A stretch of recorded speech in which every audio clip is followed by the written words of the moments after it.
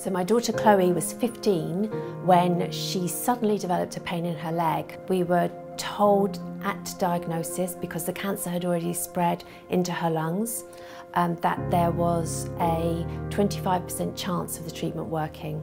It was using drugs that were 30 to 40 years old. These were hard, heavy chemotherapy drugs. We'd run out of all options. There was one new drug on the table. When we went to apply to get onto the trial, we were told there was a lower age range of 18.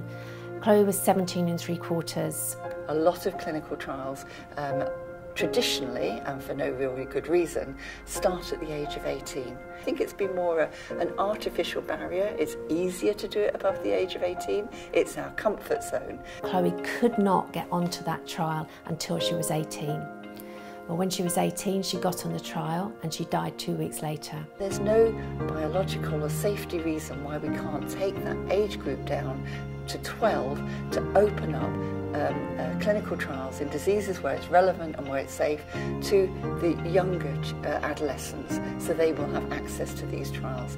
The drug development process for pediatric cancer is a very complex issue. There are many different types of cancer and very few patients in each type of cancer, which makes it challenging to have a sample of patients. You hear this on the news all the time, blockbuster drugs. It seems like tomorrow cancer is just going to be a chronic disease.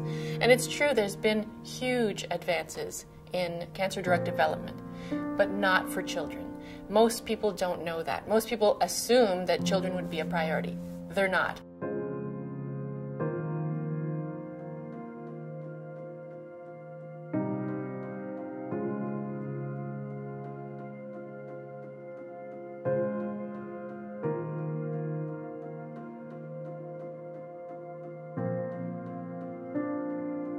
So the issues are complex, these things are, otherwise change would have happened. But there is one single thing that can be done right now that would make a massive difference for fewer children dying of cancer in the future, and that is to get rid of the 18 lower age limit to access clinical trials. We know now, more than we did many years ago, that it is safe to protect our children through research, if you like. They shouldn't be protected from research, they should be protected through research. The real problem of getting teenagers in adult trials is that it's a matter of mentality.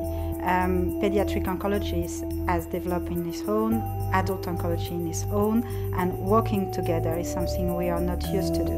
We need better and stronger partnership between the scientists, between the clinicians, and the pharmaceutical company, because clearly we need to significantly improve the way to choose, oh, this drug should be developed and this one should not. So the science is evolving, so as we learn more about the underlying drivers of pediatric oncology, and as we identify more targets that we can drug, that's one way that we will foster development of new agents, but also a willingness and an openness on the part of industry and to have this multi-stakeholder collaboration, so that when we do identify a target that's relevant in a pediatric malignancy, that we can foster the development of that drug. There is a need for coming together across Europe and even across the world. Parents, patient advocates, NGOs, we all have been working somewhat separately, and we need to come together and push for better and gentler treatments for children with cancer. And that's one of our main goals with Unite to Cure. We need the parent voice in these conversations, because we are the people that really understand what somebody sitting there and putting a tick in the box that says we do not want to trial our drug on a child under 18. For them, it's just ticking a box. For me, it meant my child died. It would be my hope that age limits wouldn't be the barrier in the future, that we don't look at whether a trial is relevant above 18, below 18. It's about the biology of the drug and the needs of the patient, and that's where the future of clinical trials needs to be.